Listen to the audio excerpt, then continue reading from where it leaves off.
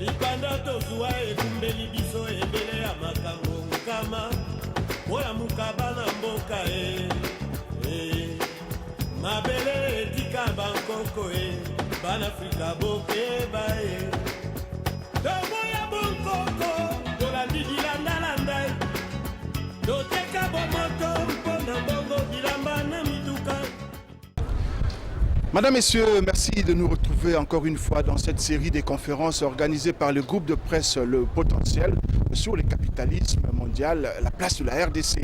Aujourd'hui, nous allons prendre le professeur Kabeya Chikuku qui a planché sur la logique et la structure de l'économie congolaise, cette structure qui est restée extravertie malgré la décolonisation de 1960 avec l'accession de la RDC à l'indépendance.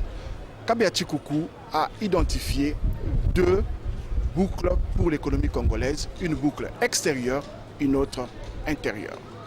Le Congo appartient à une catégorie spéciale de sous-développement que le professeur Kabeya, dans ses recherches, au terme de ses recherches, appelle les économies de type congolais.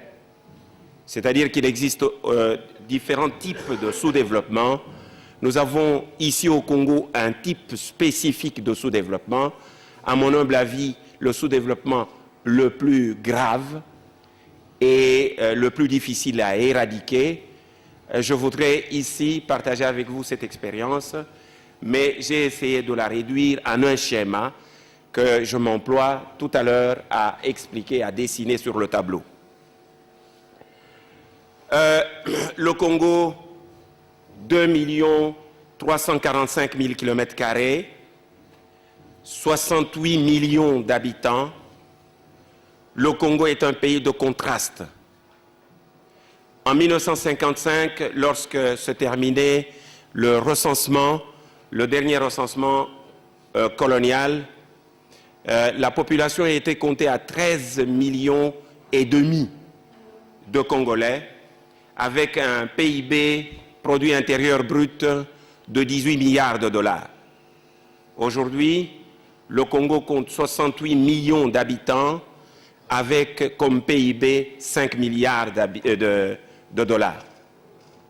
C'est vous dire l'impasse dans laquelle nous nous trouvons et l'orientation prise par l'économie du pays. L'économie du pays va vers l'effondrement et nous n'avons pas encore apparemment atteint le point de retournement. Cette logique d'airain d'évolution de notre pays exige que nous puissions la comprendre, que nous puissions la scruter, que nous puissions l'identifier, que nous puissions la préciser. Qu'il y ait, par exemple, pendant 40 ans, une descente aux enfers sans retour, et qu'il y ait pendant 40 ans une marche, un recul systématique de la production nationale, du revenu des ménages et de la puissance économique et financière du pays, il y a là une logique. Quelle est cette logique? Comment en arrive-t-on là? Comment les choses sont-elles mises en place? Nous voyons des marchés fonctionner, nous voyons des individus faire réaliser des investissements, nous voyons des gouvernants promettre monts et merveilles, les uns partir, les autres rester.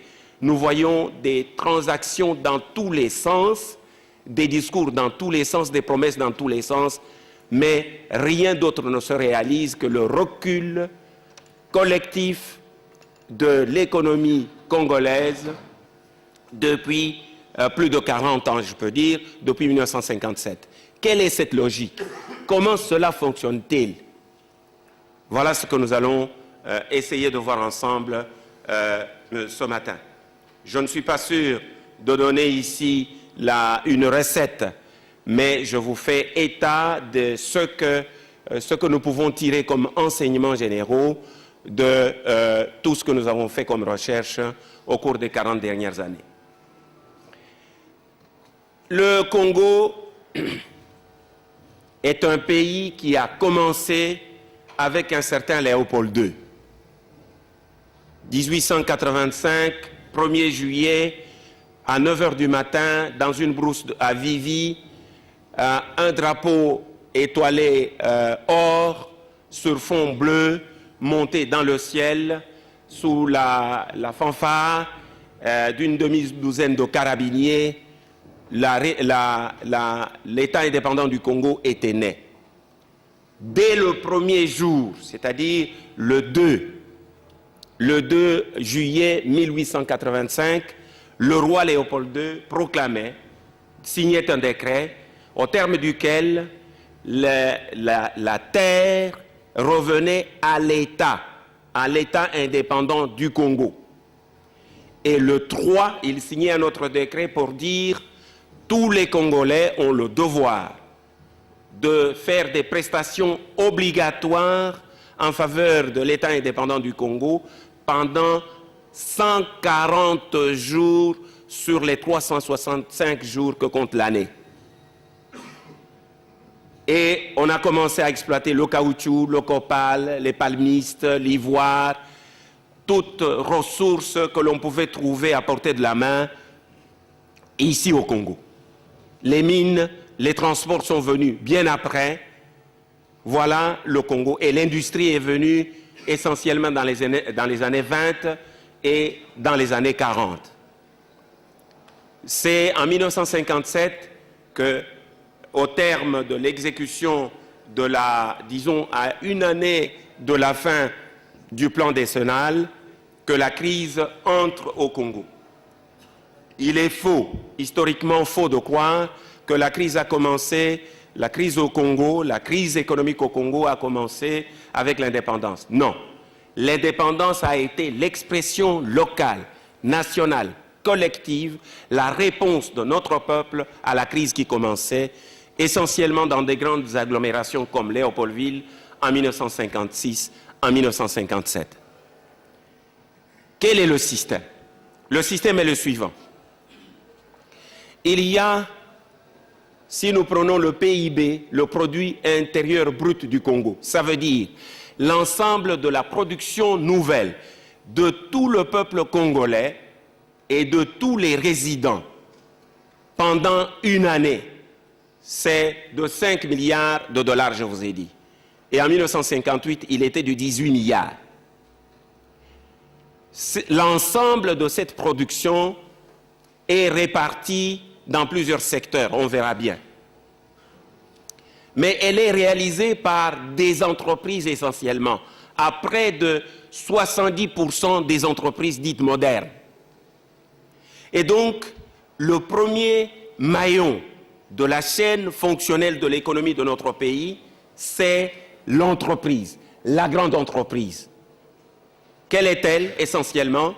C'est une entreprise extractive, l'entreprise d'extraction minière, l'entreprise d'exploitation forestière, l'entreprise sous la forme de ferme moderne où il y a le quinquina, où il y a la pyrètre, où il y a toute une série de plantations modernes.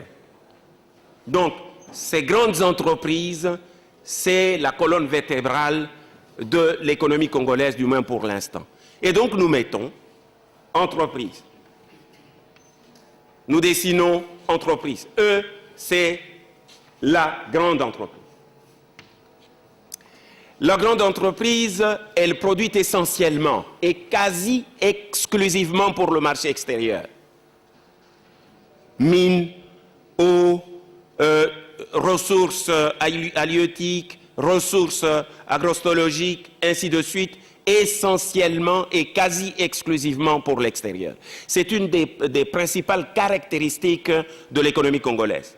Le Congo est immensément doté de ressources naturelles et le capitalisme international, par le biais de la colonisation, est venu chercher ici des ressources, des matières premières à vil prix pour les réaliser sur le marché international. En matière de mines, c'est le cobalt, le germanium, le cuivre, l'or, l'étain, le cadmium, le manganèse, le magnésium, le wolfram, le tungstène, le colombo-tantarite. Toute une série, je ne terminerai pas la liste parce que personne ne l'a jamais terminée. Et donc, ces grandes entreprises ont pour mission de produire localement au moindre coût et avec les coûts salariaux les plus bas pour exporter ces matières premières de grâce sous une forme tout à fait grossière. Et donc, il y a un circuit qui s'installe. À partir de la grande entreprise, un circuit dans lequel circulent les matières premières jusqu'à atteindre le marché mondial. Le marché mondial, c'est l'ensemble des marchés nationaux des pays développés, notamment les pays d'Europe, les pays d'Amérique, les pays d'Asie à l'heure actuelle. Et les grandes firmes multinationales qui ont investi dans notre pays, dans l'exploitation et l'exportation des matières premières, sont des firmes venant de là. Et donc, ça passe par là. Il y a l'État congolais qui, lui, s'interpose dans ce circuit, quelque part dans ce circuit, et où exactement? À Matadi. Là. Il y a l'État congolais qui s'interpose à Matadi pour avoir des miettes sous la forme de droits de douane. Et donc, l'État congolais est un État essentiellement douanier. Si vous remarquez très bien la structure du budget de l'État congolais, vous allez trouver que la plus grande source de revenus, de financement des finances publiques, la plus grande source, ce sont les douanes. Il y a eu à un certain moment un débat pour instaurer la TVA intérieure, pour instaurer d'autres taxes. C'est beaucoup plus difficile, c'est beaucoup plus laborieux dans un pays où il n'y a même pas de recensement de la population. Et donc, ce qui est facile à avoir, facile à mettre dans la caisse de l'État, ce sont des droits de douane. Et donc, nous avons un État essentiellement douanier. Pour l'instant, je ne risquerai pas de vous donner un chiffre exact des recettes provenant des douanes, mais je crois savoir qu'au moins les 2/3 des recettes de l'État congolais proviennent des douanes.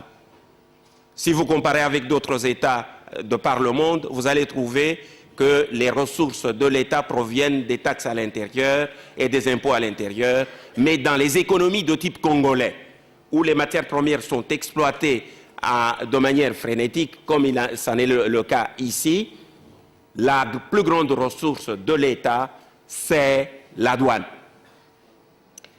Et alors, l'entreprise, elle puise ses sources où? Elle a les terres. Il y a la terre. La terre qui lui est donnée sous forme de carré minier, sous forme de ceci, etc., par l'État.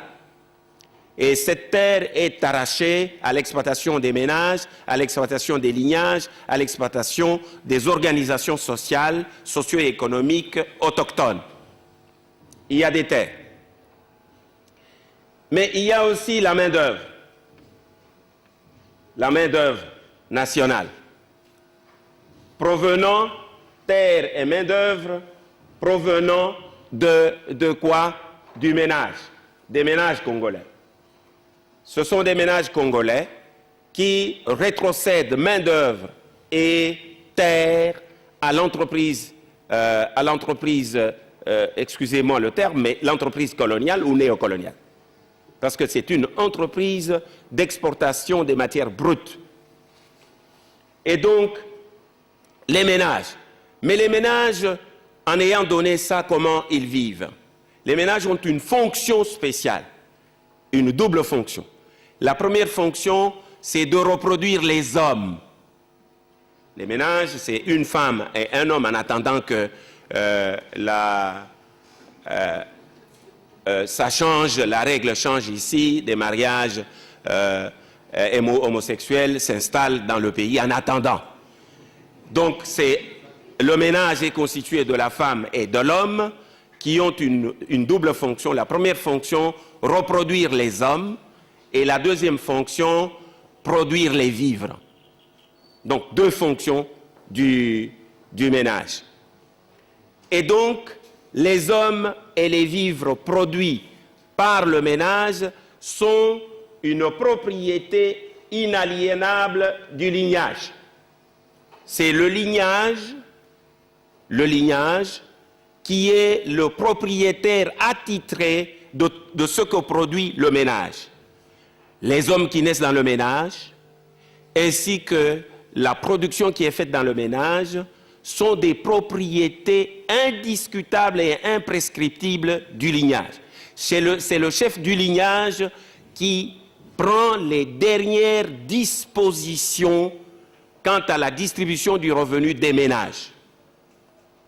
Essayez de voir comment nos étudiants financent leurs études. Ce sont les oncles, les tantes, les cousines, les cousins, les parents directs qui financent dans une coopération lignagère.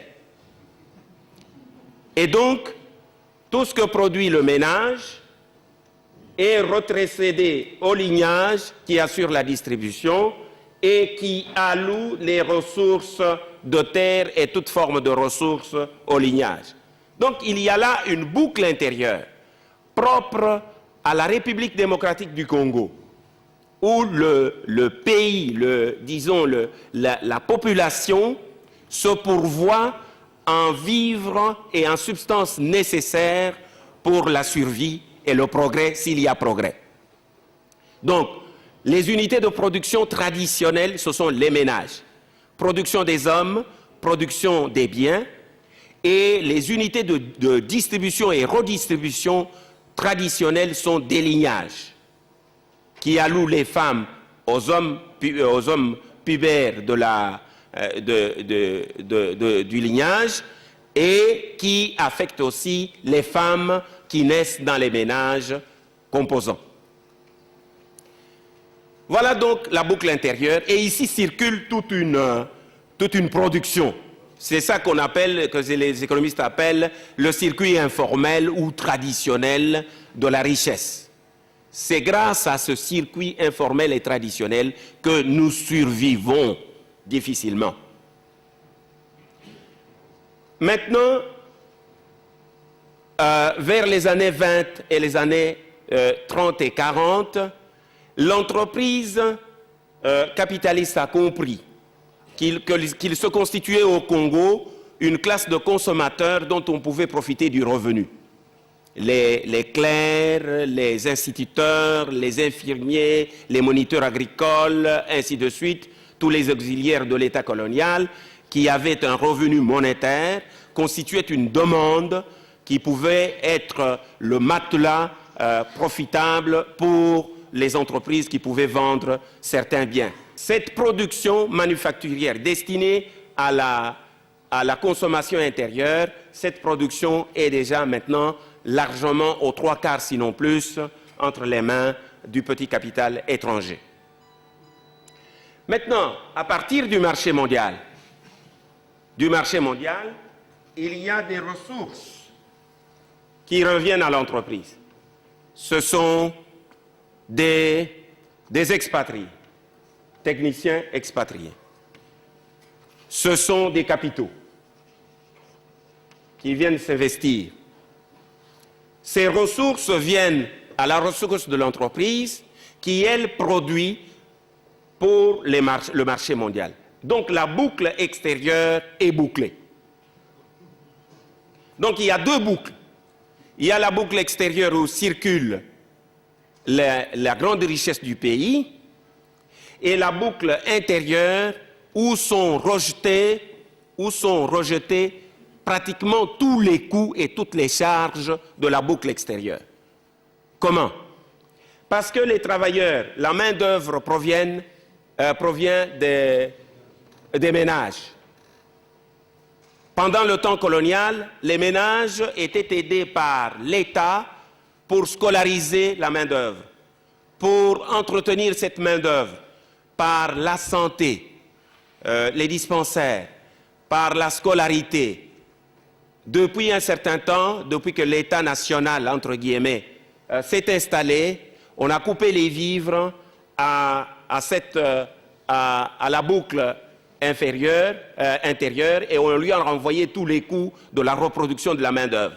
Ça fait qu'aujourd'hui, nous avons des enfants sans berceau, qui naissent sans berceau, qui naissent dans des maternités sans lit, qui n'ont pas de terrain de football, qui n'ont pas d'avenir, qui n'ont pas les études payées, qui n'ont jamais connu de bourse. Ce coût de la reproduction de la main-d'œuvre, quantitativement et qualitativement, ce coût de la reproduction est rejeté à l'intérieur de la boucle intérieure.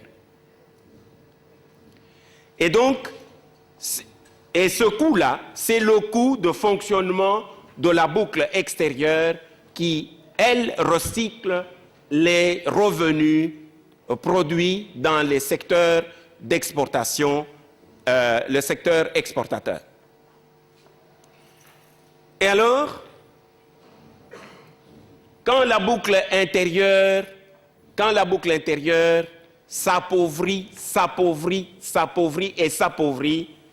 qu'est-ce qui se passe? Il y a une instabilité du système. Le système rentre dans une phase d'instabilité qui avait commencé déjà ici en République démocratique du Congo en 1976 avec ce qu'on a appelé la DTS, la détresse très spéciale, la crise mondiale, ainsi de suite. La boucle intérieure a ressenti, surtout à la faveur de l'inflation et des dévaluations diluviennes, avait ressenti le poids de la boucle extérieure. Et donc la tension interne était très grande dans la boucle intérieure. Quand cela arrive, le système se réajuste. Comment le système se réajuste-t-il? Le système se réajuste lorsque les souteneurs extérieurs de cet État, parce que les souteneurs extérieurs de cet État sont là, les parrains, quand ils comprennent que le système est en danger, en calculant la pression dans la boucle intérieure, plusieurs ambassades sont équipées à cet effet, vous le savez. Beaucoup d'ambassades sont équipées des services d'analyse économique et sociale. C'est à cet effet. Et donc, quand la pression intérieure augmente, qu'est-ce qu'on déclenche comme mécanisme de stabilisation? Les souteneurs extérieurs, les parrains extérieurs du système envoient cette fois-ci de l'intendance. Quelle intendance? C'est l'ensemble des produits qui sont refusés à la consommation dans le monde. Friperies, les tripes les croupions de dinde, les pâtes de cochon, et ainsi de suite. C'est recyclé immédiatement ici pour que, ici, dans la boucle intérieure, on atténue la pression du système. Ce circuit-là est un circuit essentiel dans le fonctionnement du système. Ce circuit est un circuit essentiel. Mais dans ce circuit aussi, on envoie les Bibles. Parce qu'on a besoin de la paix ici. Les Bibles, les pasteurs qui ont une facilité inouïe à obtenir des visas, vous l'avez déjà constaté, ce n'est pas par hasard, ils ont une fonction essentielle, celle de promettre le ciel à un peuple qui n'a pas sa place sur la terre des hommes. Et donc, c'est ici qu'on envoie la Bible, la friperie, les rejets. Nous avons comme pneus à la consommation des pneus d'occasion, nous avons des voitures d'occasion, nous avons tout d'occasion. Je voudrais dire, ce n'est pas par méchanceté, mais parce que dans ce système, il n'y a pas de revenu, il n'y a pas de marché national consistant à l'endroit duquel on puisse adressé vers lequel on peut amener des productions qui se font à l'extérieur. Souvenez-vous, Goodyear est parti. FNMA, ça n'existe plus. Tout ce qu'il y avait comme entreprise de production des biens destinés à la classe moyenne, qui n'existe plus, et destinés à la consommation intérieure, se sont repliés, étant donné que le revenu dans la boucle intérieure n'existe guère. Il est par exemple difficile et symptomatique de trouver sur le marché ici une simple enveloppe qui se ferme convenablement ou un mouchoir de poche assez convenable. Il y a des produits qui sont destinés aux Congolais et compte tenu de leur pouvoir d'achat extrêmement bas, et donc c'est par ce circuit d'en bas que ces produits nous parviennent. Il y a donc des ONG au nord qui, par charité et pour un petit peu s'acheter une bonne conscience et même une place au ciel, s'organisent et se cotisent pour envoyer de l'aide ici, et c'est encouragé par leurs États.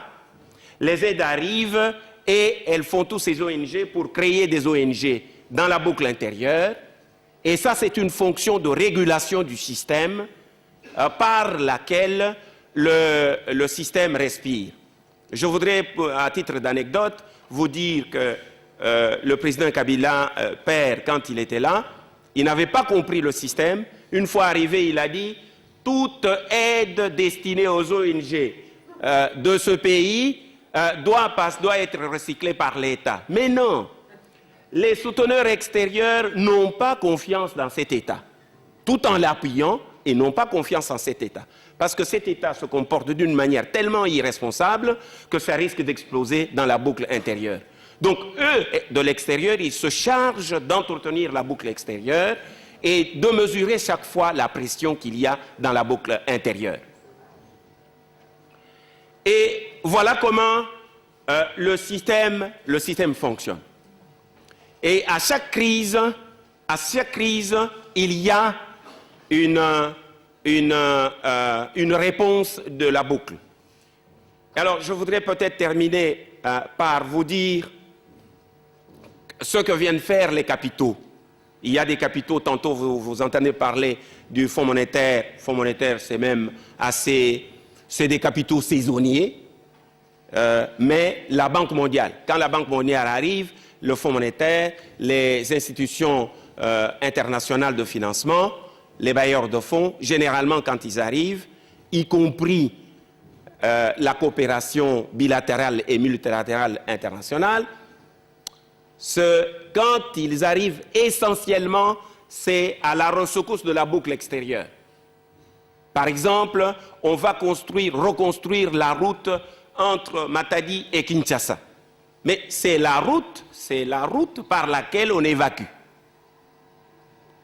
Par exemple, il y a les 5 chantiers, on a pensé à faire une route à Sumbalesa, le choix de ces routes répond à la logique de fonctionnement du système dans sa boucle extérieure. C'est là qu'il y a le gros des capitaux qui sont investis dans le pays. Voilà à peu près, on pourra approfondir la question dans le débat qui va suivre tout à l'heure, mais permettez que je complète mon exposé en vous montrant disons, le caractère tout à fait difforme de l'économie congolaise. L'économie congolaise, admettons que toute économie a 4 secteurs. 4 secteurs. Il y a un secteur de production, un secteur d'import-export. C'est le premier secteur. Le secteur d'import-export. Le secteur qui brasse les revenus et les ressources et les biens destinés à l'importation ou provenant de destinés à l'exportation ou provenant de l'importation. Ce secteur-là est le plus important dans notre pays, bien sûr, parce que c'est le secteur de la boucle extérieure. Ce secteur représente à peu près 70%, si nous dessinons cela, nous disons le produit intérieur brut du pays, c'est comme ça, 70% du produit intérieur brut, c'est le secteur 1, qui est le secteur d'import-export. C'est la plus grande richesse, le secteur où sont concentrées les richesses du pays, destinées à l'exportation, et les importations s'entendent dans le sens de l'intendance qui est donnée au secteur de production pour l'exportation. Alors, il y a un deuxième secteur qui est le secteur qui produit les biens capitaux, les biens dont nous avons besoin pour produire d'autres biens. La soude caustique, les pelles, les machettes. Ce secteur est extrêmement chétif dans notre pays. Il représentait quelque chose avant la fin de la colonisation parce que nous construisions même des bateaux. Mais ce secteur est extrêmement chétif aujourd'hui. Les ateliers mécaniques, les ateliers de menuiserie, le secteur de la chimie, tous ces secteurs sont laminés au jour d'aujourd'hui et à l'état de trace, ici. Donc ça peut représenter à peu près 0,5% du PIB. Plus le troisième secteur, c'est le secteur de production des biens de consommation de l'ensemble de la population, des biens de consommation de masse. Secteur produisant les biens de consommation de masse, c'est le troisième secteur. Ce secteur, c'est celui-là essentiellement, plus l'agriculture de la boucle intérieure et l'élevage. Ce secteur-là est un secteur extrêmement chétif. Il représente au mieux, je dis bien, 12%. 12%. Et il y a un quatrième et dernier secteur, c'est le secteur 4, le secteur de production des biens de luxe. Pourquoi je dis des biens de luxe? Les biens qui ne sont pas régulièrement consommés par la population. Je vais citer, je vais vous surprendre, la margarine est devenue un bien de luxe. Le lait est devenu un bien de luxe. Le thé Lipton.